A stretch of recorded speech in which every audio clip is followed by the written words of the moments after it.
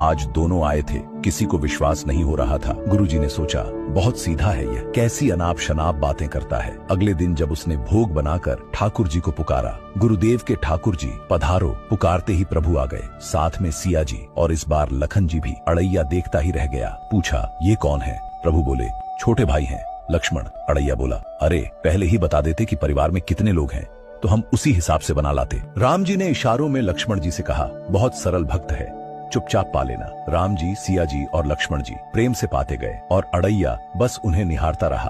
अगले दिन अड़ैया बोला, गुरुजी आज 10 किलो आटा चाहिए। गुरुजी ने चौंक कर पूछा, 10 किलो? वो क्यों? अड़ैया बोला, इस बार आपके ठाकुर जी, उनकी अर्धांगिनी और उनके छोटे भाई भी साथ में आए थे। इस बार गुरुजी के मन में शंका हो गई। फिर सोचने लगे कि अगली बार ऐसा बोला तो देखना ही पड़ेगा।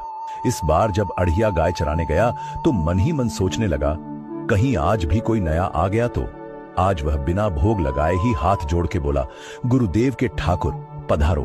जब उसने आंखें खोली तो देखा ठाकुर जी के संग एक विशाल रूप प्रकट हुआ, गदा लिए हुए, अरुण वर्ण शरीर, मुखमंडल पर तेज ऐसा कि आंखें झुक जाएं। अड़ैया कांप गया। पूछा, ये कौन? राम जी मुस्कुराए, ये हमारे सेवक हैं हनुमान। प्रभु ने देखा इस बार कुछ बना ही नहीं था। अड़ैया ने मासूमियत से कहा, प्रभु आपके साथ पत्नी भी हैं, सेवक भी हैं, इतने दिन से हम ही पका रहे थे। हम चाहते हैं कि आज आप बनवाओ, खुद भी खाओ और हमें भी खिलवाओ।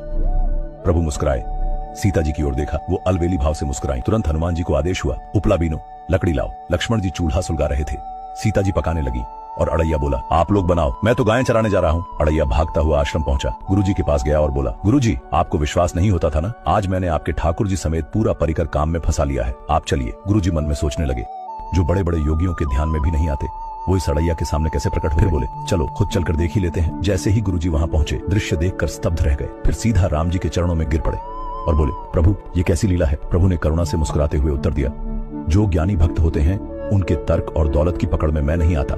जो विद्वान हैं उनकी विद्वता मुझे छू भी नहीं सकती, लेकिन जो दीन हैं, भोले हैं, निर्दोष भाव से पुकारते हैं, उनके सामने मैं अपनी सारी दिव्यता, अपनी सारी महानता लुटा देता हूँ। निष्कर्ष, ना जप ना तप ना ग्रंथ का ज्ञान चाहिए। जब भाव निश्चल होता है तो प्रभु स्वयं रिझ जाते हैं। कहानी अगर अच्छी लगी हो तो राधे राधे लिखना न भूले।